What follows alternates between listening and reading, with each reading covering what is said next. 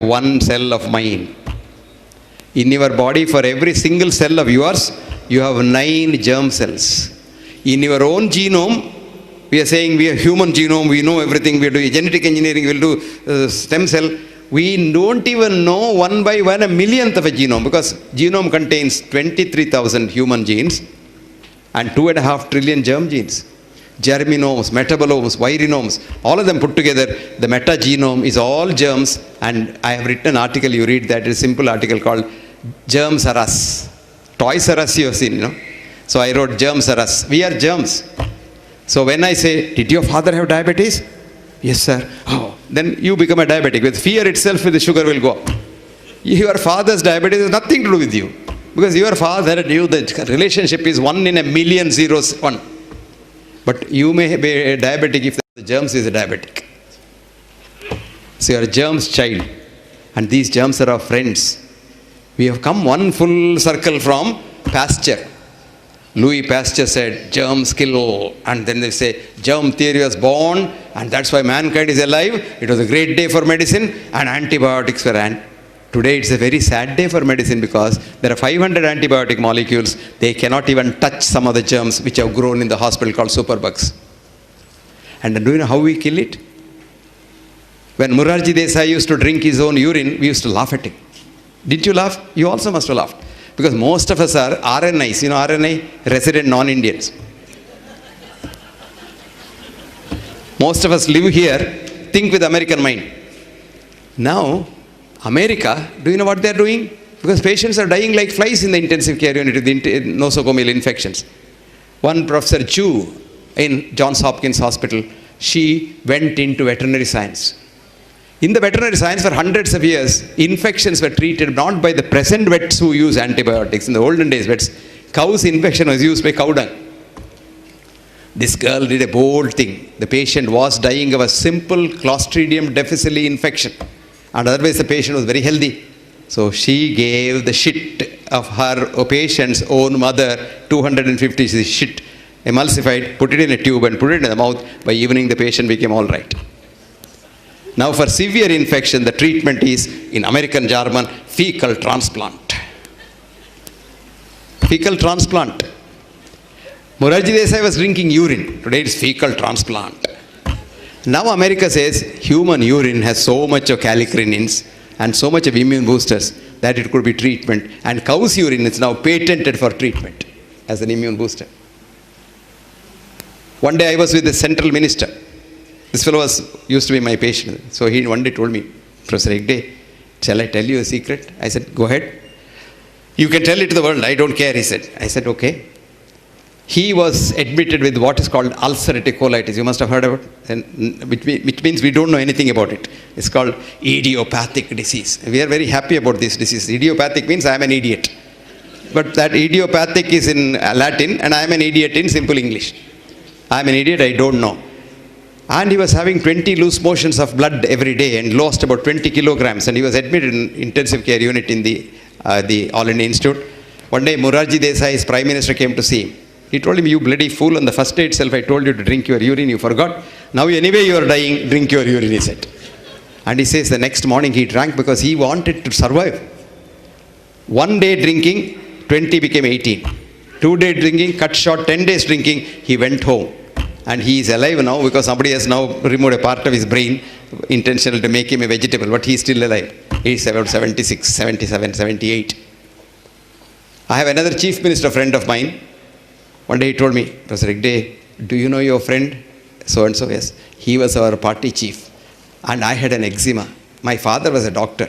I'm an engineer. But this eczema will not go. I was looking so ugly, I couldn't face the world.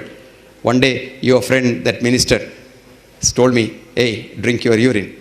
I tell you, I faithfully do that even today. I have no disease at all. I'm so fine. Both these ministers are saying, we'll give you money, you do a research. But I have done my research already because I have a lot of volunteers, don't worry. And we have shown how important it is. I had a patient recently who had a heart attack and he came to me. He survived somehow or other. Not because of me, they all survived because of themselves. Now this man had ulcerative colitis. So his gastroenterologist gave him sulfapyrazine, and next day he had Stevens-Johnson syndrome. He was almost dying, kidney failure, whole body was bloated with skin, and heart failure came, and he became really bad. So his wife was crying, "Doctor, heart attack you saved him, but with this simple diarrhea he is dying." So I told her, "Look, if he is dying, definitely ask him to drink his urine." He became all right in a week's time. The whole thing stopped. So we have, little do we see nature that is ours. Because the world is too much with us. Money is too much with us. This is what our friend Wordsworth, William Wordsworth wrote after the Industrial Revolution. The world is too much with us, late and soon. Getting and spending, we seem to have lost our powers. Little do we see in nature that is ours. We have sold our soul, a sordid boon. Friends, don't sell your soul to the devil. Who is the soul? Now we know where the soul is. Here is this quantum physicist who is an astrophysicist. His name is Robert Lanza. And Lanza has found that the soul leaving the body. How many of you have read that beautiful book called, H.W. Wells written a book called Holes in the Wall? If you have not read, read it. H.W. Wells, the fascinating book called Holes in the Wall.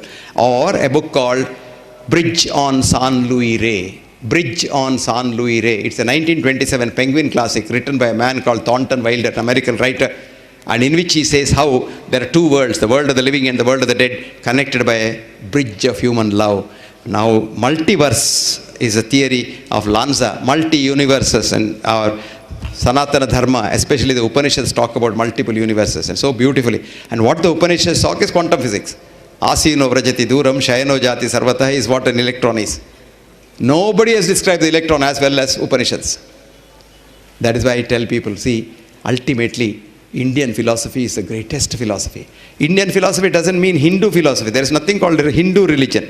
It's Sanatana Dharma, ageless religion. And all people can, a Muslim can have Sanatana Dharma, a Christian can have Sanatana Dharma, because Sanatana Dharma does not belong to any God, because Vedas don't proclaim God at all. If you see Om Bhurbuha Swaha Suryaya Namaha, Surya is a Shakti. Om Bhurbuha Swaha Agniya Namaha. Om Bhurbuha Swaha Vayuve Namaha. What is Vayu? Vayu is the lightning. Why do I do that? Prajapate Namaha. Ultimately I am doing it because I can't see that Shakti called God, so I am propitiating what He has created. What is wrong in it? That's the beauty of it. And that is what is important at the end of the day. And whether it's you're a doctor or anybody, you have the old Indian Sanatana Dharma which says, do you know what it says? It's all condensed in the Mahabharata. The Mahabharata is an epic, India's epic, which is unrivaled by anything. Odyssey, Homer, this, that, nothing.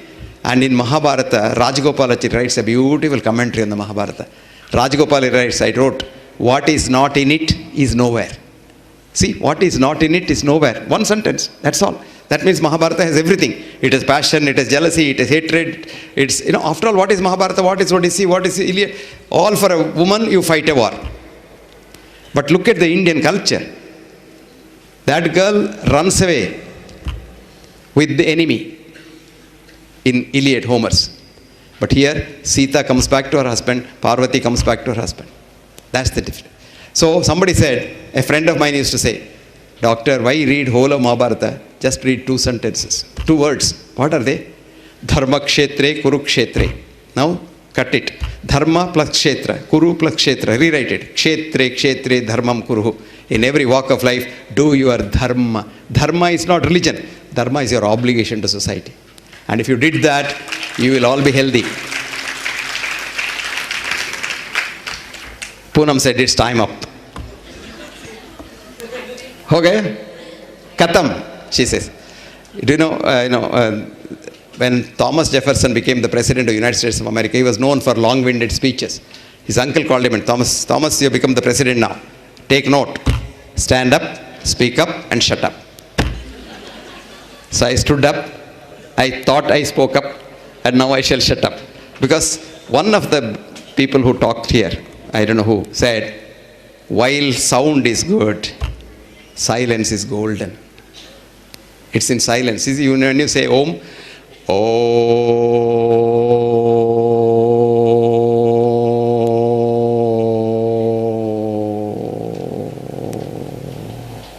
it is that silence which probably reaches the other end. And you really get happiness at that stage. So I don't think I should go on and on. And I know what you will all say when you go home. Why did Pramod call this idiot? Because, there was a parish priest, a friend of mine, who was going from place to place lecturing.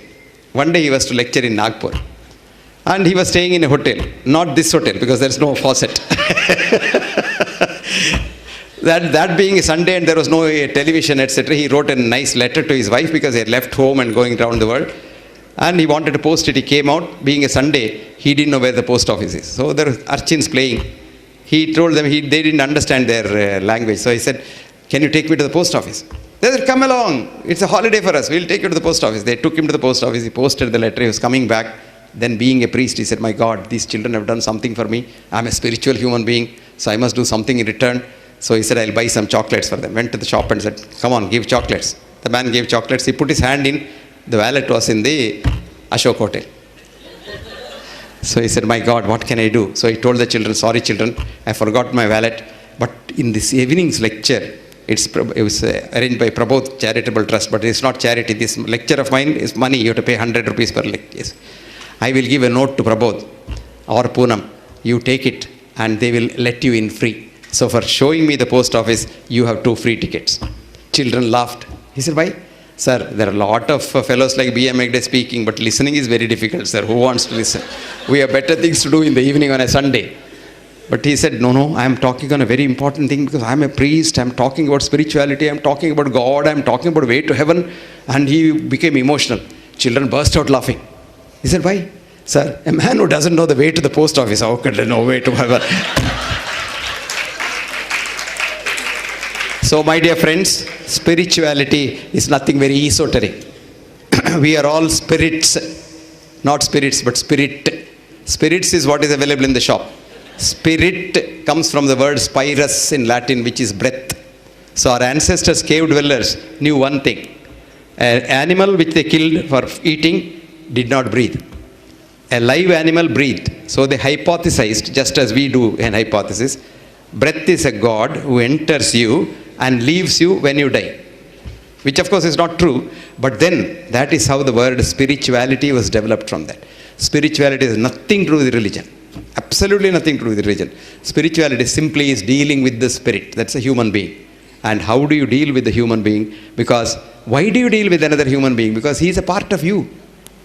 Today, the greatest quantum physicist Max Planck says, consciousness is fundamental. Everything else is derived from that. So you are derived from the consciousness, I am derived from the consciousness, from the same consciousness. Supposing I want to hurt our chartered accountant, it hurts a part of my body. So I want to destroy him, my body gets destroyed by my own cells. That's called autoimmune disease. Me, you concept. Leave that me business, I business. Make it we business. And the day you leave the I and you become a we, you are fine. A Shishya went to a guru. He said, sir, I have come here. I want peace. I want peace. He was fighting. And the guru said, say that again. I want peace. He said, okay, say that without the I. Want peace. Want peace. Now without the want, peace. See, there is peace. What is preventing peace? Want and then I. So let us leave I and want and live in this world as we. Thank you very much.